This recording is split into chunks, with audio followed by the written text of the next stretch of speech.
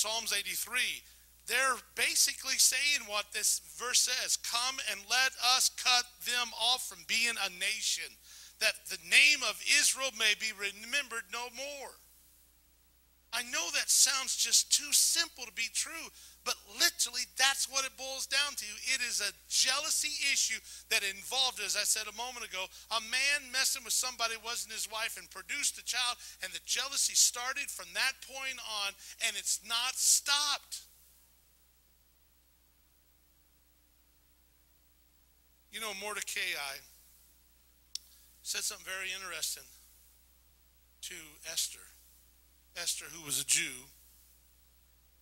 And at the time that Esther was here in Iran, the king of Iran had picked her to be his wife.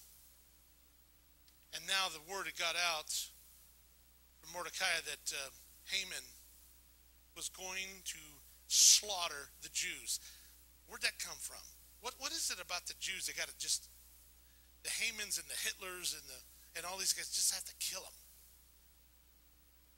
Well, you know, as Haman's building his gigantic torture device to hang him, the gallows, little did he know, just like all this other stuff, all he's doing, he's building it for his own destruction. God is going to protect his people.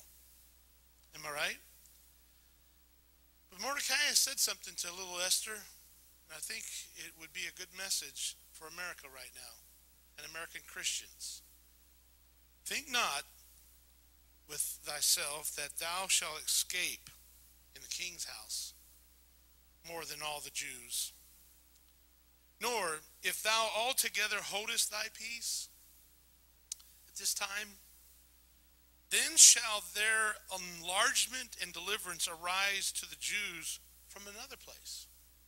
Esther, if you will not stand for your people, and you will not stand for the Jews, God will make sure it will come from another way. But he says, I want you to understand something, but thou and thy father's house shall be destroyed.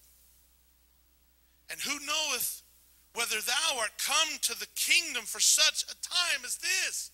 Esther, listen to me. Do you think it's a coincidence that God put you in this place at this precise time? You think that's a coincidence, darling? No. God is in control. Can't you see his hand? Even in the most wicked thing that's surrounding us. Well, obviously, you know the story. If you haven't, you need to read it. One of the most marvelous stories. You know, it's one of the only two books in the Bible that doesn't even ever use the word God one time. But God is in every other line. It's unbelievable. It's just kind of a neat little thing. It's interesting when you consider, wonder what Christians were doing. We all have heard of the Corrie ten Boons and who was the real famous guy, the German guy who was assassinated. What was it? Yeah, Bonhoeffer. What's his first name? Dietrich Bonhoeffer. We all know. But think of them, literally tens of thousands of Christian leaders who accepted the Hitler regime. And they stayed silent about the Jews. Wonder what you and I would do if we were living right before World War II and we knew the future. We knew that there was going to be 6 million Jews slaughtered. 1 out of every 3 Jews on the face of the planet Earth. Wonder if you would say something. Wonder if you would do something. Could it be that God is wanting us to do something about this?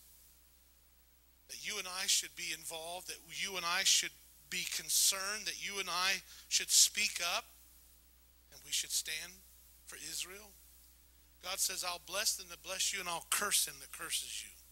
You can make up your mind which side you're on. Now let me just tell you this as we get into the real heart of this, and I'm almost done. Is everybody with me still? I want to show you a very interesting passage. Remember earlier when we talked about Ezekiel?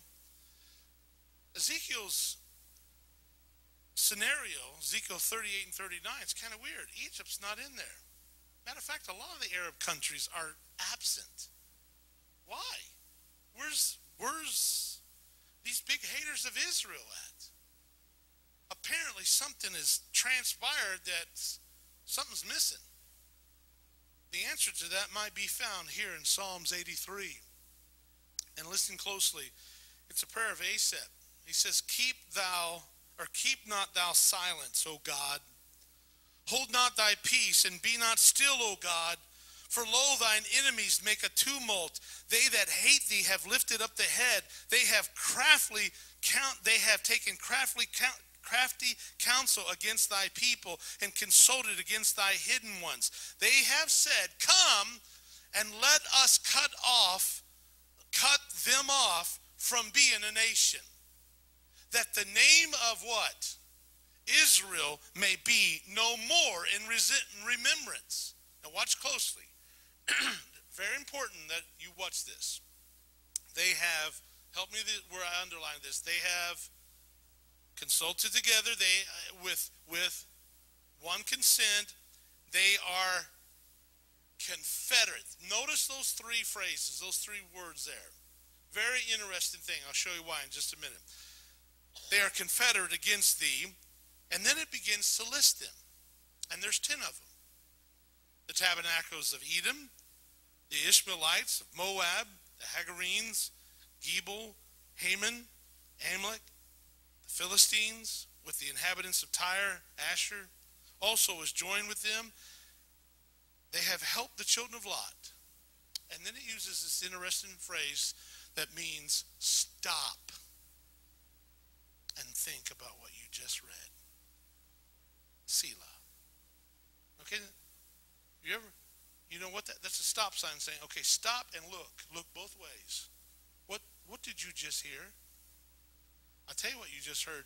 You heard an astonishing thing that didn't mean a whole lot back then, but means a whole lot right now. Because these very places are right now confederating, joining together to wipe Israel away. Did you notice what it said? The tents of Edom, that is the Palestinians of southern Jordanians, of South Jordan. The Ishmaelites, obviously, are the Arabs, the Saudis. You have Moab, which is, again, the Palestinians of central Jordan. Then you have listed here, not a coincidence, the Hagarenes. Remember Hagar? Hagar, who was the woman that Abraham was messing around with, his wife's servants, both of Hagar, Hagarenes. Remember when she's out in the desert, she's been run off. The angel of the Lord appears and gives a covenant promise to the people of Abraham's descendants through him. That's the Hagarenes, that's the Egyptians. Gebal, which is Hezbollah, which is North Lebanon. Ammon, which is the Palestinians of North Jordan. Amalek, which is the Arabs of the Sinai area. Then, of course, you have the Philistines, which is Hamas of the Gaza Strip. Then you have Tyre, which is Hezbollah, the South Lebanon. And then, of course, Assyria, which is the Syrians and northern Iraqis. Do you think that's just a coincidence? Why is this all important? Well, because it is a part of an event that's going to take place in the future. This event has not yet happened. It's not going to take place at the Battle of Armageddon. This is before that. It is not going to take place when of Ezekiel 38 and 39. This is a different thing. And I believe that it's getting developed right before our very eyes. Let me just tell you real quickly what I think. I think you and I are going to be shocked when we see that these countries will try to attack Israel and they will be destroyed. You're not ready for that, are you? We wasn't ready for Russia's walls to come down. Let me just share with you an example of what I'm talking about. Isaiah 19.